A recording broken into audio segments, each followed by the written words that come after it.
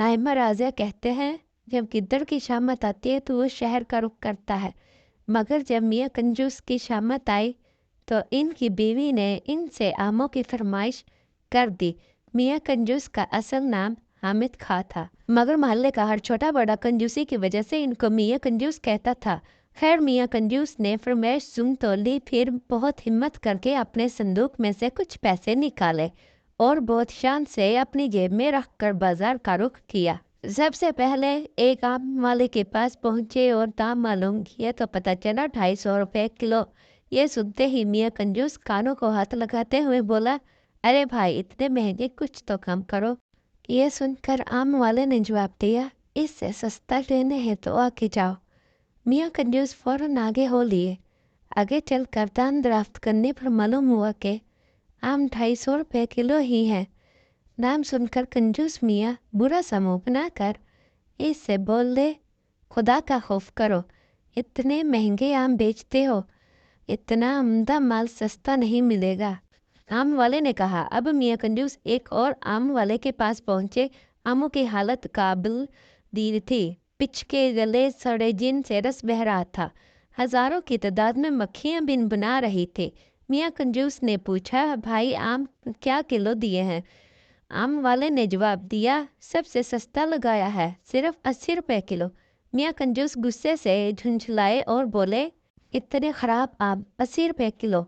आम वाले ने कहा, बाबूजी इससे सस्ता आम कहीं नहीं मिलेगा।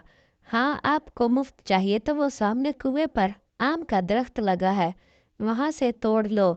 ये सुनकर मियाँ कंजूस बहुत खुश हुए और भागे भागे जाकर कुएं पर चढ़ गए और उछल उछल कर आम तोड़ने लगे। अचानक इनका पैर फिसल गया और मियाँ कंजूस कुएं में जा गिरे।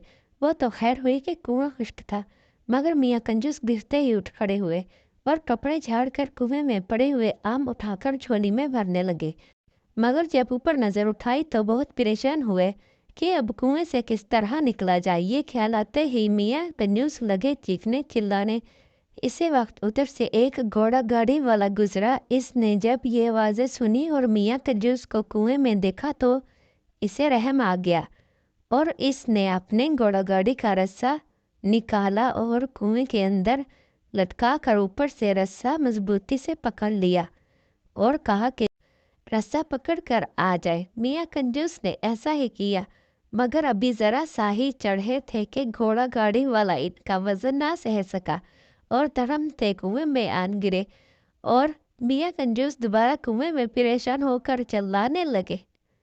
इनके साथ घोड़ा गाड़ी वाले ने भी चिल्लाना शुरू कर दिया।